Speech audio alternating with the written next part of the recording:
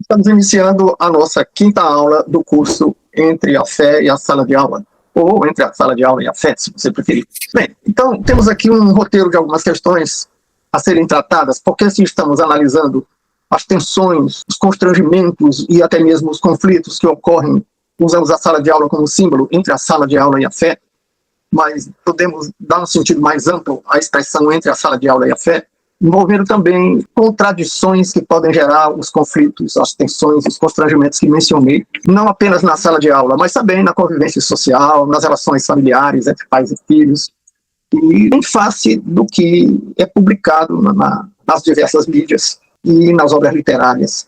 Então, vamos nos limitar à sala de aula como símbolo de tudo isso, né? E alunos e professores, o que dizemos sobre eles, valem também para pais e filhos, para leitores de obras de literatura ou de tratados científicos ou políticos, e para as diversas mídias, né? Os youtubers também estariam aí mais ou menos no lugar de professores, e aquelas pessoas que acessam essas informações por esses diversos meios de comunicação estariam representados nos alunos de sala de aula. O nosso curso é aberto, e se você assiste até o fim às nossas aulas, se você compartilha, se você se inscreve no curso, e se você envia mensagens, formulando perguntas ou comentários, você faz com que o nosso canal seja mais divulgado pela plataforma. Lembrando que o nosso curso é aberto e nós não somos monetizados pela plataforma. Então, voltemos às considerações de hoje, que são voltadas para certas questões, certos problemas, certas indagações que podem se fazer presente nos constrangimentos ou conflitos que temos mencionado. E demos a isso o nome de questões orientadoras. É um termo que se usa em metodologia científica, na elaboração de projetos para dissertações de mestrados, para dissertações, para teses doutorais, ou simplesmente para os trabalhos de conclusão de curso, conhecidos como TCC. Então, algumas considerações preliminares que nós costumamos fazer aqui, a reflexão de hoje, dizem respeito ao significado das palavras, que tem uma semântica muito flexível, sobretudo quando se trata de interpretar textos em que possa haver o uso de figuras de linguagem, seja nos textos escritos, seja nos textos orais, no discurso oral, né? E também precisamos estar atentos para identificar isso é figura de linguagem ou isso é um texto que deve ser entendido pela literalidade das palavras. Isso gera discussão sobre a validade do texto bíblico, e isso pode também repercutir nos discursos da literatura, da poesia, do teatro, do cinema, que tem influência na formação intelectual e na formação moral das pessoas. E é nesse campo da formação moral ou intelectual que se instala a maior parte dos constrangimentos, dos conflitos, das perplexidades e das dúvidas. Então, começamos lembrando por aí. Em primeiro lugar, quando nós lemos, ouvimos, precisamos estar atentos em que sentido as palavras estão sendo empregadas. Por isso, vamos fazer hoje o que temos feito nos nossos estudos todos, que é procurar explicitar em que sentido estamos usando as palavras. Primeiro, vamos identificar quando se trata de figura de linguagem, porque as figuras de linguagem modificam o sentido que as palavras trazem originariamente nos dicionários, né? E vamos ver se não estamos diante de um jargão, que é um sentido diferenciado que se dá em áreas de estudos especializados. Digamos, no direito de família, as esposas recebem o nome de meieiras, mas na linguagem coloquial, ninguém usa essa palavra meieira para se referir à esposa, né? Ninguém apresenta a mulher ao outro e diz, meu amigo, essa aqui é minha meieira. Então, é preciso estar atento. Essa palavra está aí como jargão, ou está aí no sentido literário, né? E também é preciso estar atento ao fato de que alguém se refere a uma fonte, seja citando algo como ciência, seja citando algo como registro bíblico, ou como um pensador no campo da filosofia ou da teologia, se está citando literalmente ou está interpretando. Porque grande parte dos constrangimentos, das perplexidades, dos conflitos, resultam de interpretações, né? E as interpretações guardam uma relação muito estreita com as figuras de linguagem e com a própria estrutura gramatical do texto, porque a sintaxe pode modificar a semântica do léxico. Sintaxe é como as palavras se articulam num período, num discurso, para ter um sentido. E o léxico é o sentido de cada palavra isoladamente. A importância das palavras cresce mais ainda nos dias de hoje, Porque estamos vivendo uma época de ressignificação, as palavras têm sido muito ressignificadas. Seja porque os meios de comunicação, e inclusive referindo-nos aqui especificamente à sala de aula, também na sala de aula, nós temos muita ressignificação. De onde é que vem isso? Vem do uso de figuras de linguagem, vem do uso de interpretações. Hoje há uma inclinação muito forte para o professor, o intelectual que atua nas mídias, fazerem interpretações dos textos. Até no processo judicial, a nova hermenêutica constitucional diz que o juiz não é escravo da lei, é o intérprete da lei, que a lei é uma abstração, e entre a abstração genérica da lei e o caso concreto, que se dá a concreção do espírito da lei, que é a justiça, e o juiz é para fazer justiça e não para aplicar a lei. Isso está dando uma confusão terrível, inclusive nos tribunais superiores, né? Muito mais fortemente no Brasil, mas isso já acontece em outros países. Então, mais fortemente no Brasil, porque aqui tudo é mais optado de mobilidade, de flexibilidade, né? As nossas referências no Brasil são muito flexíveis. Então, tem a ressignificação. E muitas vezes nós ouvimos uma palavra e nem sempre estamos atentos ao fato de que ela está substituindo outra. E a ressignificação não é apenas a continuidade do uso da mesma palavra com outro significado. A ressignificação pode se dar, e muitas vezes, pela substituição de uma palavra por outra. E ao substituí-la, nós estamos ressignificando a palavra anterior. Né?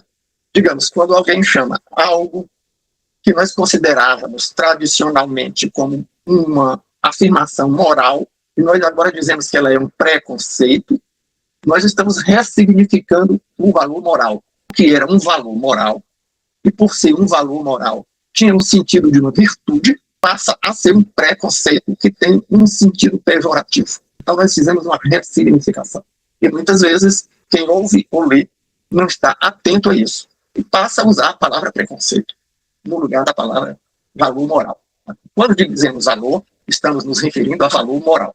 Eu já tive o sabor de, no diálogo, mencionar um significado de virtude que, inspirado em Aristóteles, que dizia que virtude é quando se renuncia ao interesse a favor de... E aí a pessoa com quem eu dialogava disse, mas isso é egoísmo. Ele estava entendendo, depois é que eu compreendi que ele estava entendendo o valor como valor econômico. E aí quando nós buscamos o significado das palavras, devemos lembrar que existe jargão. Valor é valor econômico no jargão do economista. Valor é valor moral no jargão da filosofia moral. Então, cada área de estudo tem algumas palavras que elas dão um sentido que não é o mesmo que a palavra tem em outras áreas. Né? Por isso estamos aqui enfatizando a atenção que devemos ter ao significado das palavras. E essa modificação do sentido das palavras guarda relação com uma transformação, inclusive espiritual, com uma transformação da visão que as pessoas têm do mundo, da visão do mundo, que permite o exercício de um certo controle sobre as pessoas. Assim como no cristianismo se fala em nova criatura a partir de uma conversão, a partir do momento em que alguém aceita a Cristo como Senhor de suas vidas, e só assim se beneficia com o fato dele ter nos substituído na morte espiritual lá na cruz. Então, essa nova criatura é diferente. E quando isso se dá no mundo secular, quando nós transformamos alguém em nova criatura, pela mudança do significado que ela atribui às palavras, aos fatos, dentro de um conjunto de percepções, essa mudança, essa nova criatura, essa transformação em nova criatura, é designada como uma metanoia. A nova criatura representa uma metanoia, uma mudança por via da metanoia. E isso é o que se busca. Isso é o que grandes pensadores que estão tentando mudar o mundo, mudar os valores das pessoas no mundo, de certo modo, manipular pessoas. Essa manipulação se dá em busca de estabelecer uma metanoia. Quais são os pontos essenciais com que nós nos deparamos diante desse esforço de controle das mentes? Porque quem controla as palavras, controla o pensamento, porque nós temos repetido aqui em todas as nossas aulas que palavras são o tijolo da alvenaria do pensamento. Agora, estou usando um exemplo de figura de linguagem. Né? Porque quando eu digo que palavras são tijolos, que pensamento é uma alvenaria, estou mudando o sentido da palavra tijolo e da palavra alvenaria, mas acho que todo mundo entende, que é uma figura de linguagem. Né? E como não estou usando o termo de comparação, palavras são como, aí seria uma comparação. Mas como eu apenas digo, palavras são tijolos de uma alvenaria do pensamento, eu já estou usando uma metáfora, né? Que é uma figura de linguagem. Bom, então, isso se dá antes da discussão de cada problema. Eu chamo de problema o que Popper chama de Karl Raimund Popper, chama de o encontro de algo que se sabe, que se conhece, com algo que não se sabe e não se conhece. Digamos, você sabe que na língua portuguesa se bota um sinalzinho em cima da letra A, que indica um acento grave, para indicar a presença de uma crase, que é a fusão de dois As. Um A, preposição com um A, artigo. Essa fusão recebe o nome de crase. Então, se você sabe que existe esse sinalzinho que indica uma crase, e você às vezes chama o sinalzinho de crase, então você tem conhecimento. Então, eu diria que o problema é o encontro do que a gente sabe com o que a gente não sabe. Você sabia, o estudante principiante já sabe que existe um sinal que indica uma crase, mas ele ainda não sabe usar bem esse sinal. Então, ele está diante de um problema porque tem algo que ele sabe e tem algo que ele ainda não sabe. Né? Então, o conhecimento cresce, né? O conhecimento se dá quando nós resolvemos problemas. Volto a lembrar o Popper, o grande pensador da escola do racionalismo crítico, ele diz assim, que a ciência cresce resolvendo problemas e corrigindo erros. Bom, então, quais são os problemas com que nós nos defrontamos? Quando que coisas que nós sabemos se encontram com coisas que nós não sabemos. Né? Então, quais são os pontos agora? O que é que nós não sabemos? Quais são os pontos? Ou vamos conversar como se não soubéssemos, para recordar que a gente já sabe e para dar conhecimento aos neófitos, né? Aos principiantes. Então, o que é que nós talvez saibamos, ou talvez ainda não saibamos, mas mesmo quando sabemos, nem sempre identificamos? Quais são os pontos, os nós, essa metanoia, essa transformação em nova criatura? Eu lembro que certa vez eu vi em sala de aula, sentado na primeira fila, um jovem que eu tinha visto pré-adolescente, filho de uma pessoa conhecida dele, e não reconheci na hora. Só reconheci depois que vi o nome da chamada. Né? E o jovem estava vestindo, era um rapaz, estava vestindo uma saia, e estava com alguns outros usos que rapazes não costumavam usar, e estava acetosamente fazendo um trabalho manual. E eu não o reconheci. Ele tinha passado por uma transformação. Estava diante de um caso de metanoia. Então chegou na universidade e passou por essas transformações. Então, quais são os pontos nodais, quais são os nós dessa transformação? Então, primeiro, a transformação se dá, ou é promovida, incentivada, estimulada, e quando essa significação de palavras se dá de forma a convencer. Daqui a pouco vamos discutir se o papel do professor é demonstrar ou convencer. E, de certo modo, converter. Uma coisa é ensinar e demonstrar. Outra coisa é convencer e converter. Vamos já tratar disso, porque ensinar e demonstrar conduta própria daquilo que nós chamamos de juízo de fato. Vocês também podem encontrar em alguns textos com o nome de juízo de realidade, ou com o nome de juízo de existência. Juízo de fato, juízo de realidade, juízo de existência é a mesma coisa. Né? É quando você olha para uma parede e diz a cor dessa parede é azul. Você está fazendo um juízo de fato, de realidade, de existência. Né? Agora, quando você olha e diz a cor azul dessa parede é boa para nos tornar felizes, aí você está fazendo um juízo de valor, que é uma coisa boa ter uma parede azul. Então, a função ensino, a função demonstração, é própria do juízo de fato e realidade ou de existência. E o mérito, o valor moral das coisas é próprio de juízo de valor. Valor moral, vamos dizer, no jargão da filosofia moral, não no jargão da economia.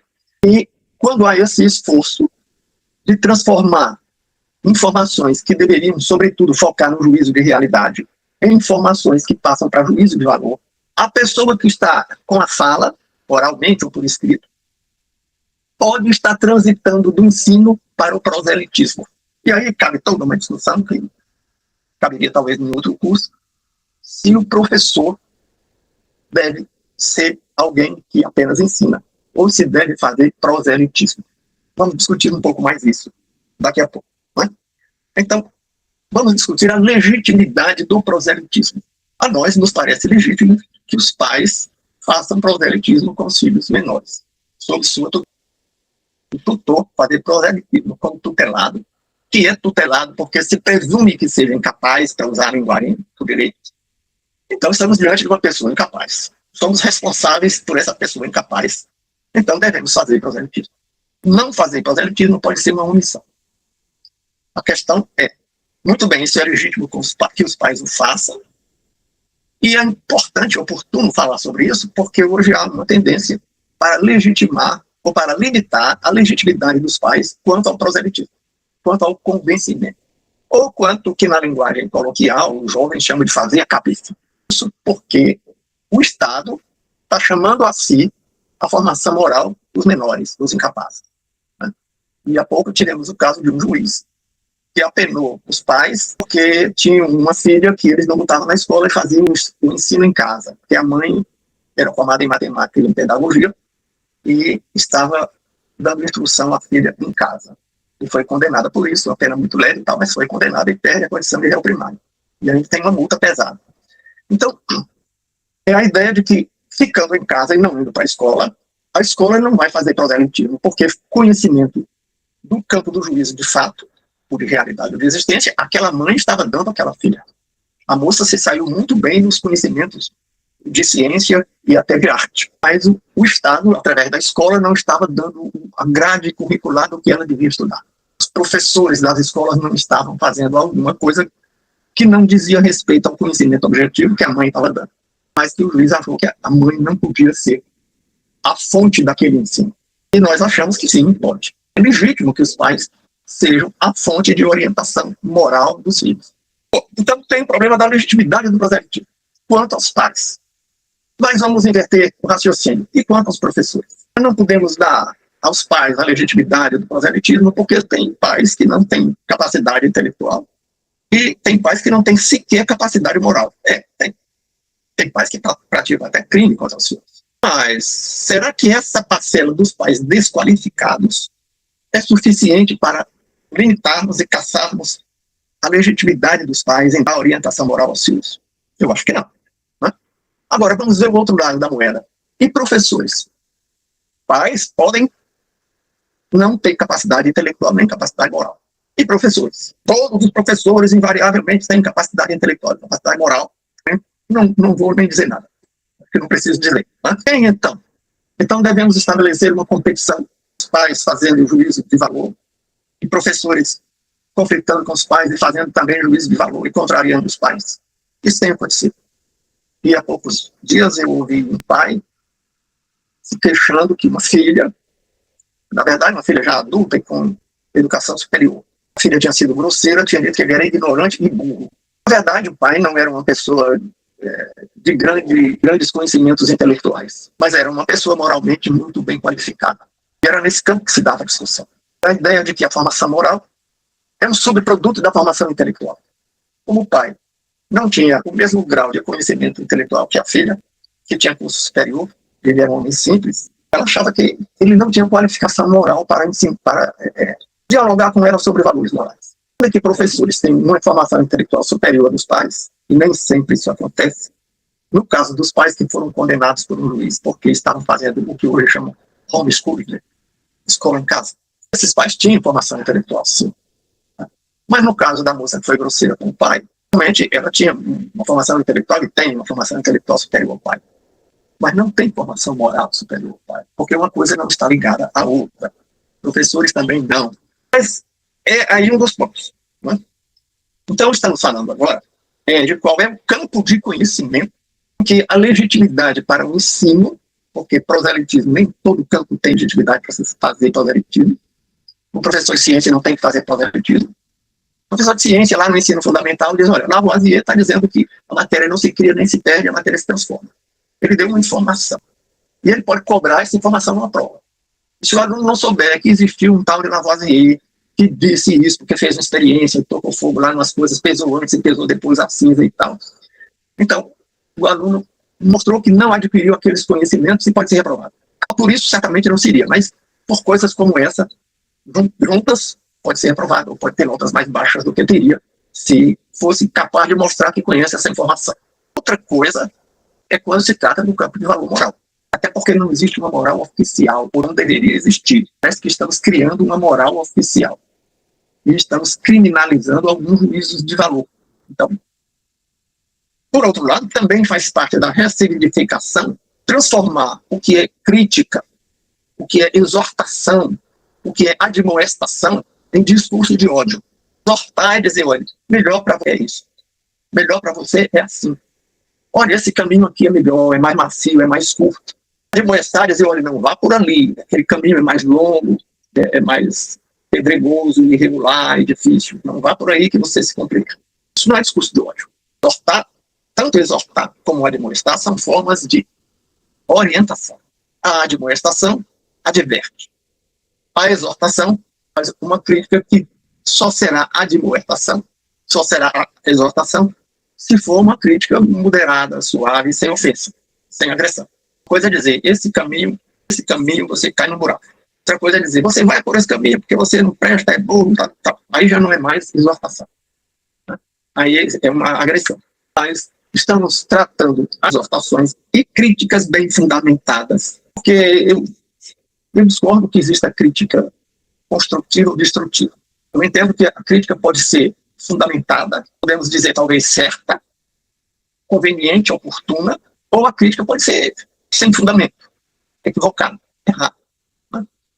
E houve um certo homem que, sendo um empresário rico, quis entrar na política e se filiou a um partido e imediatamente quis ser candidato a um cargo executivo municipal.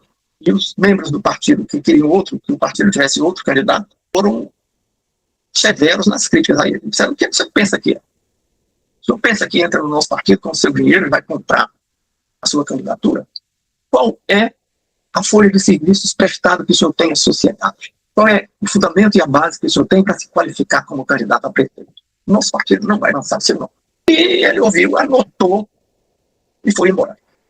E quando ia embora, os áulicos que faziam aquilo que na linguagem coloquial a gente chama de bajulação, disseram, essa crítica foi muito violenta, esse discurso de ódio, não se importe, né, sua candidatura à frente. E ele foi sábio para dizer, não, ele está certo. Primeiro, eu vou fazer o que ele cobrou. Saiu dali e passou a patrocinar várias atitudes na periferia, e se tornou um forte candidato e se elegeu para um cargo parlamentar, com grande votação.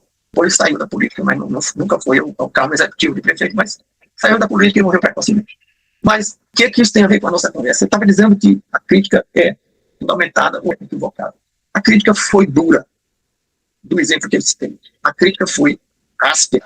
Mas o criticado, ao invés de dizer isso é uma crítica destrutiva, como os áulicos estavam dizendo para ele disse, não, a crítica é fundamentada. A crítica é certa. Se eu for candidato, os meus competidores vão jogar isso na minha cara. Então, construtiva é a atitude dele que recebeu a crítica. Construtiva. Destrutiva era a atitude dos áulicos, que queriam caminhá-lo na direção errada para agradar. Então, construtivo e destrutivo é a atitude de quem recebe e pode ser até a intenção de quem diz. Talvez os críticos daquele empresário, que disseram que ele não tinha condição para ser candidato pelo partido, estivessem querendo destruí-lo como liderança. Mas a crítica era fundamentada e ele soube aproveitar mesmo. Então, nós temos que identificar esses problemas. É legítimo o proselitismo? Pode ser que sim, pode ser que não. É legítimo, depende de quem o faça, em que espaço social ou cultural o faça. Então, líderes religiosos são legítimos para fazer proselitismo? Ora, ninguém pega o evangelho sem fazer proselitismo. A Bíblia mesmo fala que fulano era prosélito de Paulo. As pessoas, às vezes, usam uma expressão filho na fé, que eu acho muito forte, né? Mas é um prosélito. E é legítimo esse proselitismo. Agora, professor para fazer proselitismo? Olha, meus amigos, eu fui professor durante algumas décadas, né? E lamento dizer que nem todos os meus colegas tinham qualificação moral para fazer proselitismo. E tem mais, e tem a circunstância da relação. Uma coisa é proselitismo numa relação de confiança. Quem houve um líder religioso, pastor, padre, ou um imã entre os muçulmanos, ou um líder do judaísmo, né? Por que quer ouvir? Se você não quiser, você não vai ter igreja. Você retira no meio do século. É um proselitismo que não coage nem submete. Outra coisa é um professor fazer proselitismo podendo dar uma nota baixa ou reprovar. Fazer proselitismo para um aluno que não tem a oportunidade de se retirar da sala de aula, porque se sair da sala de aula vai perder conteúdo que pode fazer falta na hora da prova, ou pode levar uma falta e ser reprovado por falta. Então, há um proselitismo no meio de uma coação. É uma coação legítima porque a lei autoriza a reprovar. É legítima para quê? é uma coação legítima para juízo de realidade, para juízo de fato, não para juízo de valor, pelo menos enquanto não houver na nossa Constituição uma moral oficial. Agora, e os pais? Os pais, pela Constituição, têm participação na educação. A educação é dever do Estado e da família. E os filhos são menores, independentes. Quem é dependente ouve aquele de quem depende e deve ouvir. O aluno não é dependente do professor. Mas e o ator? E o artista? O cantor? O jornalista? O autor do romance? O dramaturgo que escreveu a peça teatral? Ainda mais fortemente recai sobre todos esses aquelas limitações que eu mencionei a respeito do professor. Artistas intelectuais ou atletas e desportistas que se transformaram em referências não têm legitimidade de fazer política. Tem a favor deles algo que não tem contra um professor. É que ninguém é obrigado a ler ou ouvir o que o jornalista escreve ou diz. Nem o que diz o cantor, o artista, o ator, nem o jogador de futebol, nem o autor de romance ou de peça teatral. Então ele está usando da liberdade de expressão quando ele fala a favor do que ele entende que seja certo. Mas o professor se distingue aí porque exerce uma certa coação sobre o aluno. Como é que você pode conviver com isso se você não pode se furtar de uma certa autoridade que o professor ainda tem? Porque também essa autoridade, em algumas questões, ela foi muito limitada ou relativizada, né? Mas quais são os assuntos? Aí o professor de matemática, de física, de química, de biologia, se não sair da matéria, ele é legítimo que ele ensine, que ele diga o que é certo e o que é errado, e que dê nota com base nisso, desde que ele tenha qualificação intelectual para isso. Presume-se que o professor de matemática sabe aquela matemática do programa. Presume-se que os professores de todas essas disciplinas que eu mencionei exemplificativamente conheçam as matérias, têm qualificação intelectual para aquelas matérias, né? Presume-se. Não tem como deixar de presumir. Agora, embora essa presunção possa algumas limitações. Mas, e professor de filosofia? E professor de ciências humanas, também chamadas ciências sociais, ou ciências da cultura, ou ciências históricas, porque se entende que os fenômenos sociais, que a sociologia e a economia estudam, são fenômenos históricos. Então, ciências históricas, sociais, da cultura, sociais, humanas, mesma autoridade das ciências da natureza. Ciências da natureza tem lei. As minhas limitações em conhecimento de ciência me obrigam a repetir certos exemplos, né? Então, eu cito aqueles exemplos do ensino fundamental, até porque nem todo mundo que me ouve foi além do ensino fundamental também. Então, eu cito as leis da física mecânica do Newton, ou aquelas leis ponderais, há pouco eu mencionava Lavoisier e tal, que significam que você tem um conjunto de fatores que, em determinadas condições, necessariamente dão um resultado e só dão aquele resultado. Então, a lei da ação e reação só dá aquele resultado. A ação dá uma reação no sentido contrário, da mesma intensidade e tal, né? E a sociologia tem isso, e a antropologia tem isso. A economia chega perto. Você fala na lei da oferta e da procura. Você fala na elasticidade de preço. Se sobe o preço, a procura diminui. Desce o preço, a procura pode aumentar. Você tem a elasticidade cruzada, tem a elasticidade da oferta. Se há uma oferta maior, o preço cai. Se há uma oferta menor, então demanda e oferta repercutem no preço e tem uma formulazinha matemática para isso e dá certo. E não tem valor senão para grandes números. Eu já citei exemplo aqui em algum momento das aulas anteriores, de uma provocação, de uma brincadeira que eu fazia com as alunas do primeiro semestre. Eu digo, olha, daqui a 10 semestres vocês se formam, 5 anos. E daí a mais 10 anos, portanto, daqui a 15 anos, vocês vão comemorar 10 anos de formada. E aí algumas vão estar com os pneuzinhos na barriga, vão estar com algum pelo menos um filho, casadas, e vão estar cuidando de crianças, eu me referia descontraídamente aos filhos como crianças, porque lembrando do trabalho que as crianças dão, e algumas não vão estar correspondendo a nenhuma dessas situações, ou algumas dessas situações. Então nós estamos falando de probabilidades, então não é lei. Então eu posso dizer que daqui a 15 anos vocês terão passado por algumas transformações, mas eu não posso dizer quais de vocês terão passado por essas transformações. Eu posso dizer que um candidato tem 40% de intenção de voto. Eu não posso dizer em quem é que o Joãozinho vai votar. Então, os fenômenos sociais não têm o mesmo determinismo dos fenômenos da natureza. As leis da física são deterministas. Determinista quer dizer, dado A, tem que ser B. houve ação, tem que haver reação. Né? Nos fenômenos humanos, não é assim. Eu dizia para o jovem, olha, se a moça que está do teu lado, se você der um beliscãozinho nela, pode ser que ela olhe para você sorrindo. Ou pode ser que ela não goste e lhe dê uma resposta áspera. Ou pode ser que você dá um primeiro beliscãozinho, ela responde sorrindo. Você acha que fez sucesso, dá outro beliscãozinho, ela já não gosta. Então você não tem o determinismo das ciências da natureza.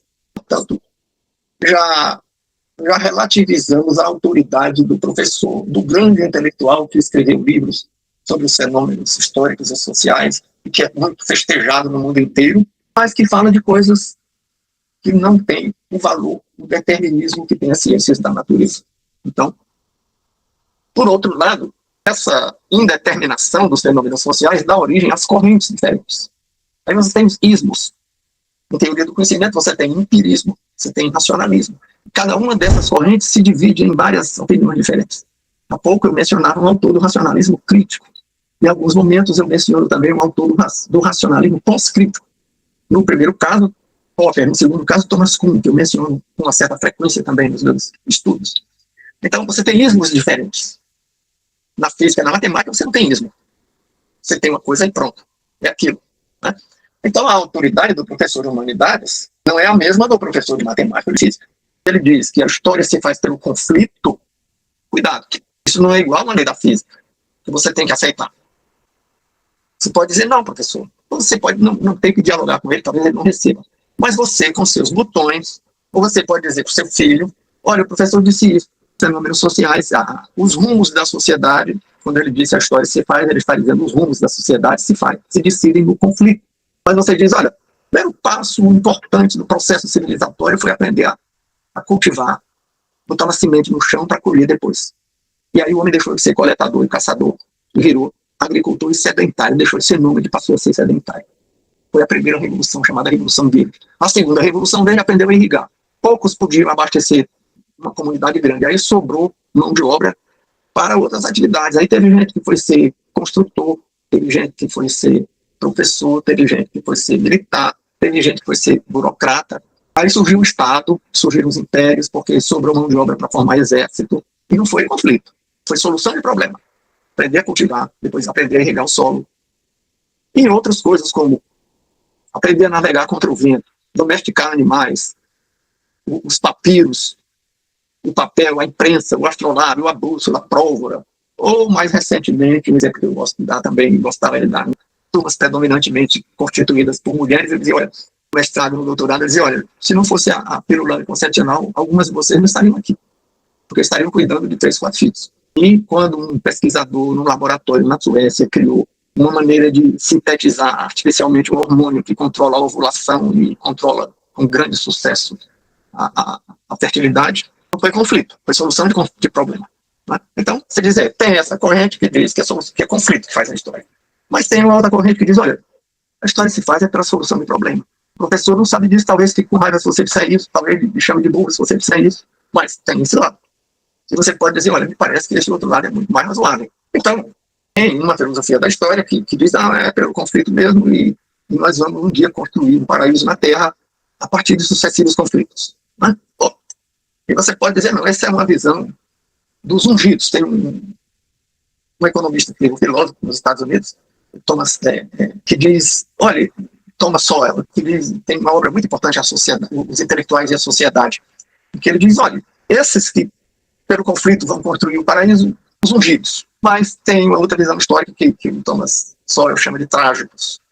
Ele diz, olha, não, o homem criou uma ciência maravilhosa, desenvolveu formas de organização social, desenvolveu um direito, foi um grande avanço, mas matando, o homem continua sendo egoísta, o homem continua sendo corrupto, o homem continua praticando uma série de iniquidades. E tem momentos em que essas coisas diminuem, tem momentos que essas coisas avançam. A história é pendular, tem um grande historiador britânico que também diz que a história é pendular. E tem um outro historiador britânico que não fala de pêndulo, mas diz, o Michael Oakeshott, que diz, olha, essa ideia de que o homem vai construir um paraíso terrestre já está na Torre de Babel. A Torre de Babel é uma maneira de chegar no céu sem precisar morrer. Né? Então, nós temos que identificar onde é que estão os conflitos. Então, o professor não tem que convencer, o professor tem que demonstrar. É diferente. Né? O constrangimento é uma forma de... O caminho da metanoia é o caminho da manipulação de consciências. são chamados diretores de consciência que querem fazer isso, e você não tem que aceitar diretor de consciência. A liberdade de consciência é um direito. E se há liberdade de consciência, há liberdade de expressão, que a Constituição precisa garantir. Liberdade de consciência, fica calado, ninguém sabe qual é a sua consciência, você não está sujeito a nenhuma repressão. Né? Então é preciso dominar os conceitos e verificar quais são os conceitos que podem ser recepcionados por você. Falamos já de pressupostos, conceitos, ressignificação de palavras, falamos agora da validade, da presunção de legitimidade, já mencionamos aqui. Isso tudo se aplica à discussão sobre criacionismo, isso tudo se aplica ao que é juízo de valor e juízo de fato no campo do criacionismo. É um juízo de fato você fazer uma crítica ao evolucionismo com a teoria do design inteligente, com a teoria da sintonia fina, com a teoria da complexidade redutível, que nós já tratamos aqui em outras aulas e que vocês podem encontrar em obras que nós referimos. Mas isso é uma discussão puramente científica. Quando você diz que há o evolucionismo de Darwin, você diz que aquela ciência ficou velha, a microscopia eletrônica e a ultramicroscopia mostraram uma complexidade que não admite evolução, ou que a evolução precisa de uma inteligência dirigindo essa evolução. Você está indo para onde foi o Aristóteles. Falava no motor primeiro, que dá até lugar ao deísmo, com D de dente. Admite que tem uma inteligência, mas essa inteligência não é uma pessoa, nem se comunica conosco como é o Deus de Abraão, Isaac e Jacó. Porque esteja atento, porque senão vão dizer que o nosso Deus é o Deus das lacunas. Onde tem uma lacuna na ciência, a gente invoca e fundamenta a nossa fé. E fé não é isso. Fé é a esperança das coisas que não vemos. Não é algo que nós tiramos de uma demonstração científica. Né? Então, vimos o erro da crítica na ciência. E vamos voltar a isso em outra oportunidade, porque essa quinta aula ficaria muito longa e vamos dividi-la. Então, mais uma vez, lembramos que se você ficou até o fim, você nos beneficia a divulgação do nosso canal. Se você compartilha, se você dá um like e se você envia mensagens formulando perguntas ou manifestando opiniões. Então, muito obrigado pela presença de cada um e até o nosso próximo encontro.